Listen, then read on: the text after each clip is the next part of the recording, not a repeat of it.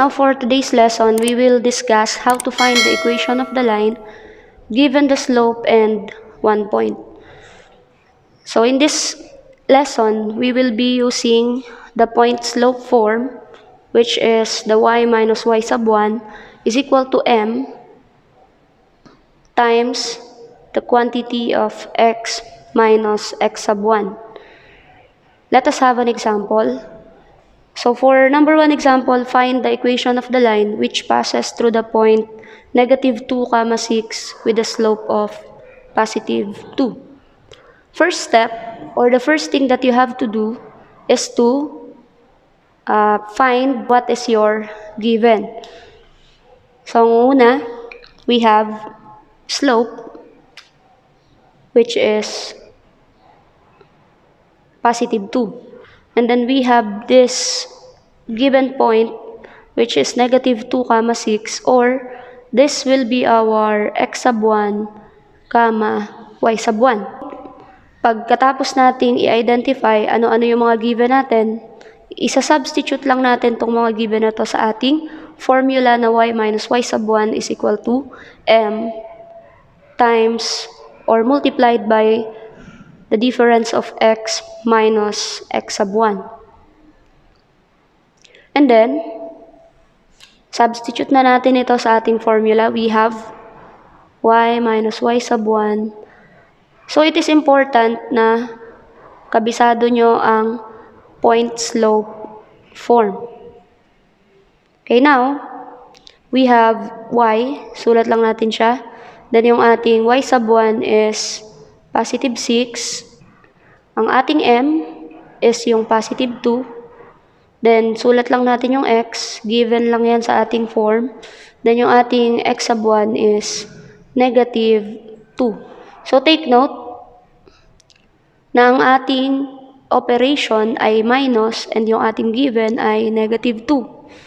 So, mamaya isi-simplify pa natin ang ating sign.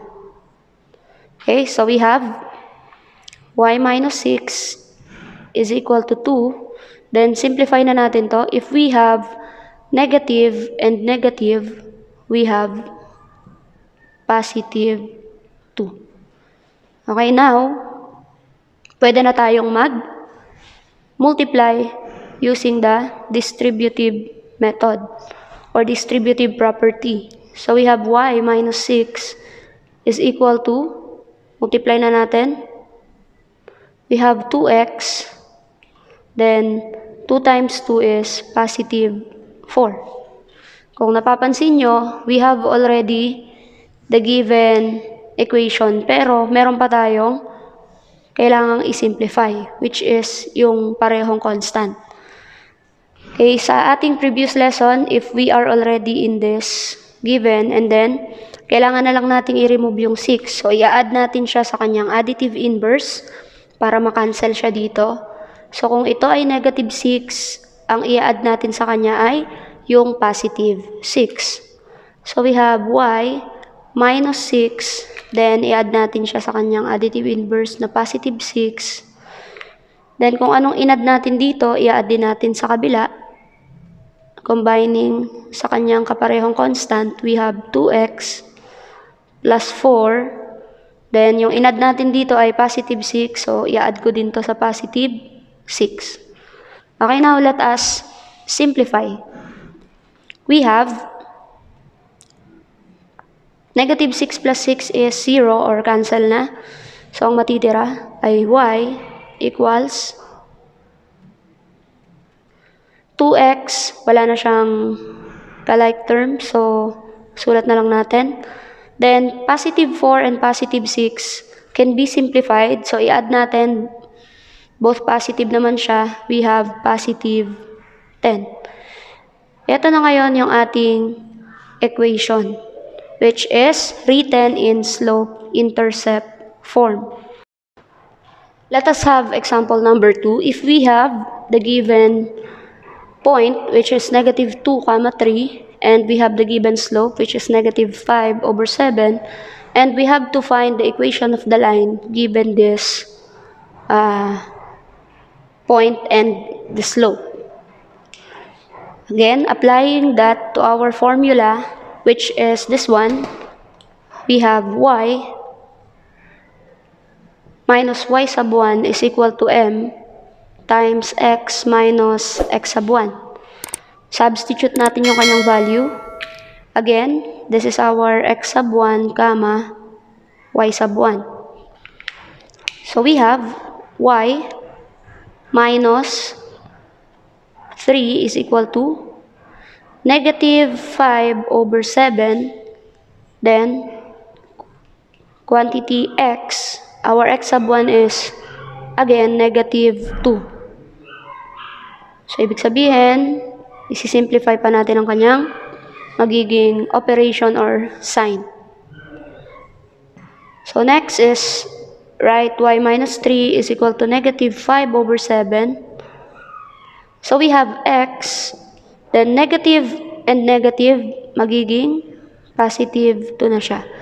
So we have the given x plus 2 inside the parentheses. Okay, so in this given, we have fraction for the value of m, or our slope. So if this is the given, kailangan muna nating i-remove yung 7 in our denominator before we distribute. Ibig sabihin, removing that, we have to multiply this by positive 7. So lahat ng terms ay i-multiply natin. Meaning, we have 7y minus 21 is equal to, if we multiply this to 7, ibig sabihin, simply cancel na lang natin yung kanyang denominator. So we have negative 5. Then x plus 2. Okay, next, we have negative 5. Multiply na natin siya sa nasa loob ng parenthesis by distributive method.